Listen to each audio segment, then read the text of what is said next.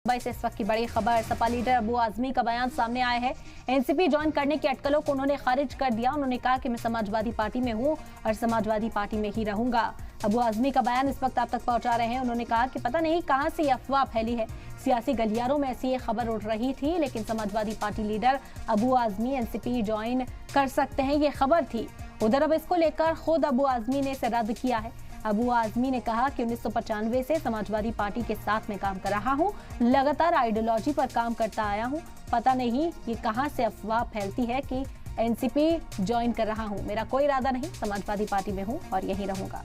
अबू आजमी का बयान, आपको बता दें कि अटकलें लगाई जा रही थी कि वह एनसीपी ज्वाइन कर सकते हैं, लेकिन उन अटकलों को उन्होंने खुद ही रद्द किया। देश के साथ कोई जाति नहीं हो रही है।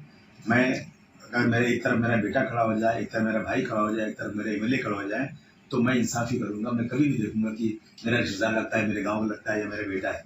हमने हमेशा रिस्पेक्ट किया है।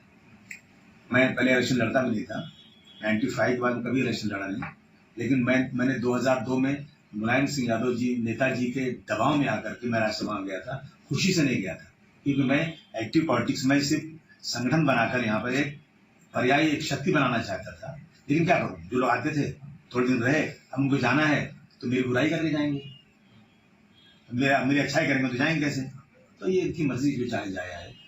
मैं किसी को निकाल नहीं रहा हूँ, सबको रिस्पेक्ट दे रहा हूँ, सबसे कहता हूँ मेरे काम करो। अब आगे अगर किसी को जाना है तो मैं रोक नहीं सकता। वैसे भी दुनिया में जाने वाले को कोई रोक ही नहीं सकता, आने वाले को रोका जा सकता।